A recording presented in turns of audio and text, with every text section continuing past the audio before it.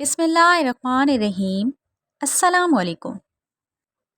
حضرت آدم علیہ السلام وہ ہستی ہیں جسی تخلیق کر کے اللہ تعالیٰ نے نسل انسانی کی بنیاد رکھی اور تمام انسان انہی کی اولاد ہیں۔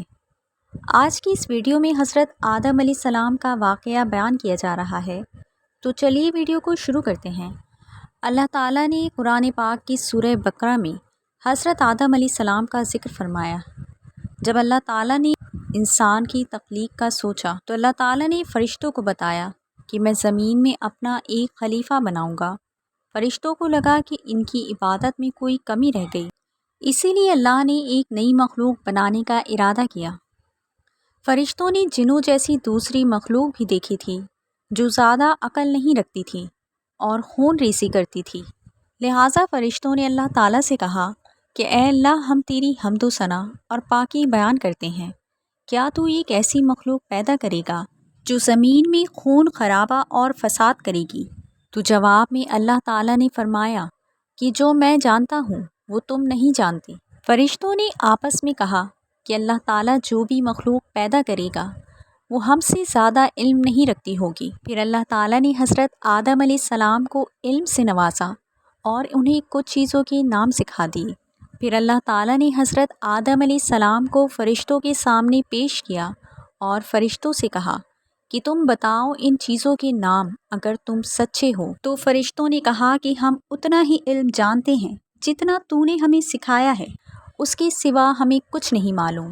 پھر اللہ تعالیٰ نے آدم علیہ السلام سے کہا کہ اے آدم، تم بتاؤ ان چیزوں کے نام۔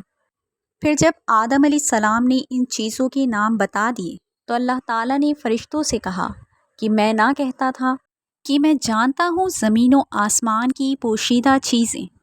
پھر اللہ نے فرشتوں سے فرمایا کہ تم آدم کو سجدہ کرو، تو وہ سب فرشتے سجدے میں گر پڑے مگر شیطان نے سجدہ نہیں کیا۔ اللہ تعالیٰ نے پوچھا کہ اے ابلیس، تجھے کیا ہوا کہ تو سجدہ کرنے والوں کے ساتھ شامل نہ ہوا؟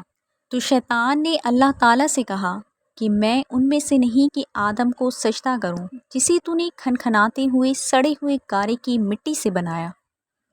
میں اس سے بہتر ہوں، تو نے مجھے آگ سے پیدا کیا اور اسے مٹی سے پیدا کیا۔ اللہ تعالیٰ نے فرمایا نکل جا یہاں سے، تو مردود ہے اور تجھ پر قیامت کے دن تک لعنت برسے گی۔ شیطان نے کہا کہ مجھے قیامت تک مہلت دے۔ اللہ نے کہا کہ تجھے مہلت دی۔ شیطان نے اللہ سے کہا کہ تو نے مجھے گمراہ کیا، میں قسم کھاتا ہوں کہ انسان کی سیدھی راہ پر بیٹھوں گا اور انہیں گمراہ کروں گا، اور میں ان پر حملہ کروں گا، آگے سے بھی، پیچھے سے بھی، دائیں سے بھی، بائیں سے بھی، اور ان میں سے اکثر کو تو شکر گزار نہیں پائے گا۔ پھر اللہ تعالیٰ نے فرمایا کہ نکل جا یہاں سے ذلیل و خوار، جو کوئی بھی تیرا ساتھ دے گا تو میں تم سب سے جہنم کو بھر دوں گا، اور بے شک میرے خاص بندوں پر تیرا ذرا قابو نہیں چلے گا۔ جنت کی ساری نعمتیں ہونے کے باوجود آدم علیہ السلام خود کو اکیلا محسوس کرتے تھے۔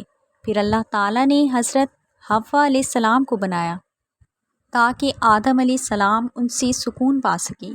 پھر اللہ تعالیٰ نے فرمایا کہ اے آدم، تم اور تمہاری بیوی جنت میں رہو اور جس جگہ سے چاہو کھاؤ، مگر اس درخت کے پاس مت جانا ورنہ تم لوگ ظالموں میں سے ہو جاؤ گے۔ پھر شیطان نے ان کے دل میں وسوسہ ڈالا اور کہنے لگا کہ اللہ تعالیٰ نے تم دونوں کو اس درخت سے اس لیے منع کیا تھا کہ تم دونوں کہیں فرشتے نہ بن جاؤ یا پھر کہیں ہمیشہ زندہ رہنے والوں میں نہ ہو جاؤ۔ اور پھر شیطان نے قسمیں تک کھا لیں کہ وہ ان کا خیر خواہ ہے۔ یوں اس مردود نے دھوکہ دے کر انہیں درخت کی طرف کھینچ ہی لیا، اور حضرت آدم اور حوا علیہ السلام نے اس پھل کو کھا لیا۔ پھل کو کھاتے ہی ان کے جسم کے پوشیدہ سطر ظاہر ہو گئے اور وہ درختوں کے پتوں سے خود کو ڈھانپنے لگے۔ پھر اللہ تعالیٰ نے انہیں پکارا اور کہا کیا میں تم دونوں کو اس درخت سے منع نہ کر چکا تھا اور یہ نہ کہہ چکا تھا کہ شیطان تمہارا کھلا دشمن ہے؟ پھر حضرت آدم اور حوا علیہ السلام نے کہا کہ اے ہمارے رب، ہم نے خود پر ظلم کیا، اور اگر آپ ہمیں نہ بخشیں گے اور ہم پر رحم نہ کھائیں گے تو ہم ضرور تباہ ہو جائیں گے۔